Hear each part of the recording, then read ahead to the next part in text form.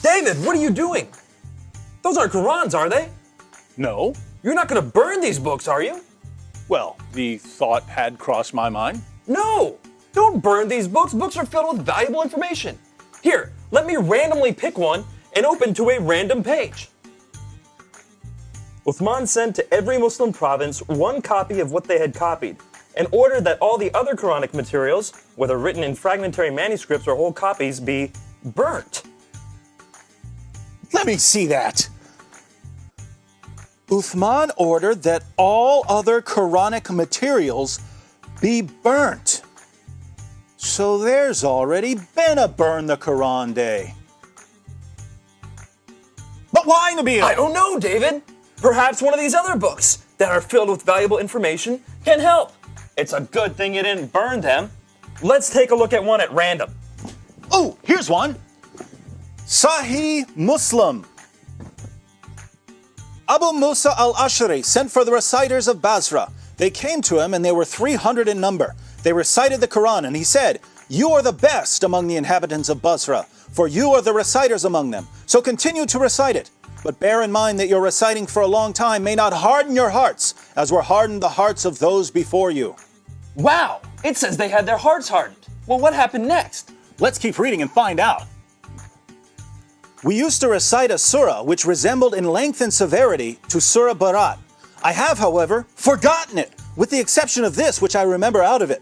If there were 2 valleys full of riches for the son of Adam, he would long for a 3rd valley, and nothing would fill the stomach of the son of Adam but dust. And we used to recite a surah which resembled one of the surahs of Musabihat, and I have forgotten it. So this is saying that 2 chapters of the Quran are missing because Muslims forgot them. Let me see that. You're right. This is saying that 2 entire chapters are missing because Muslims forgot them. Hey, Nabeel, look at this. Ubay was the best of us in the recitation of the Quran, yet we leave some of what he recites. Ubay says, "I have taken it from the mouth of Allah's messenger and will not leave it for anything whatever." Wasn't Ubay the best reciter of the Quran? Yes! And wasn't he one of the best 4 teachers of the Quran? Yes! But he says stuff in his Quran that is not in this Quran. Let me pick a random verse from this Quran and read it. Surah 33, verse 6. The Prophet is closer to the believers than their own selves, and his wives are their mothers. Oh look, here's a footnote. In some qira'as, like that of Ubay ibn Ka'b, occur also the words, "and he is a father of them." So Ubay, one of Muhammad's top teachers of the Quran, had words in his Quran that aren't in this Quran. But was he the top teacher of the Quran? Surely Zayd ibn Thabit, who put together the Quran we have today, was Muhammad's top Quran expert. Well, actually, Ibn Masud was the first name that Muhammad mentioned when it came to learning the Quran. You know, surely one of these books would have something about him. Oh, look, here it is. I heard the Prophet saying, "Learn the Quran from 4, Abdullah ibn Masud, Salim, Mu'ad, and Ubay bin Ka'b." I wonder what Muhammad's top teacher of the Quran has to say about it. Let me pick up another one of these books at random. Here's one. The people had been guilty of deceit in the reading of the Quran. I like it better to read according to the recitation of him whom I love, more than that of Zayd ibn Thabit. Wow, according to that book you're holding, Muhammad's top teacher of the Quran is saying reading today's Quran is like being guilty of deceit. I wonder if any of these other books have something to say about it. Here, let me look at this one. Oh, there it is. O you Muslim people, avoid copying the Mus'haf and recitation of Zayd bin Thabit. By Allah, when I accepted Islam, he was but in the loins of a disbelieving man. And it was regarding this that Abdullah bin Masud said, "O people of Al-Iraq, keep the masahif that are with you and conceal them." So Muhammad's top teacher of the Quran says that today's version is deceptive and that we should avoid copying and reading it. But now I'm confused, Nabeel. Muslims have always told me that the Quran has been perfectly preserved right down to the letter and that the evidence proves this. That's what I was always taught. I'm sure one of these books will tell us that the Quran was perfectly preserved. How about that one? Let's see.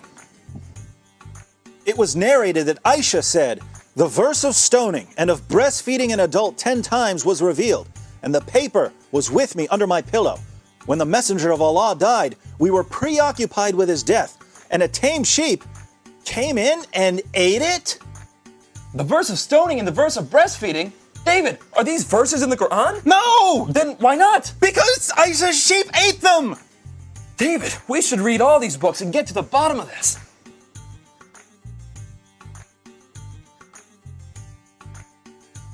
So let me see if I've got this right.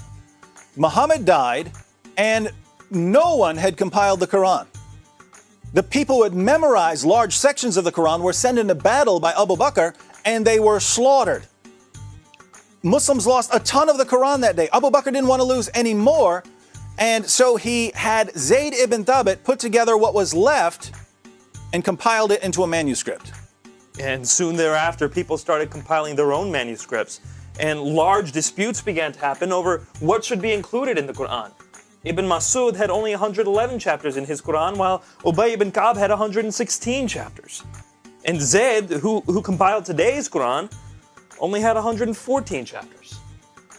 According to Muslim sources, entire chapters of the Quran were lost. Large sections of chapters have been lost. Individual verses have been lost.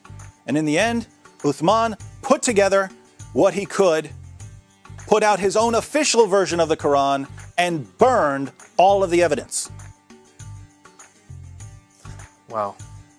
Sure, I'm glad that no one burned this evidence. Nabeel, let's agree that we're never going to burn any book, no matter how much we disagree with it. Yes.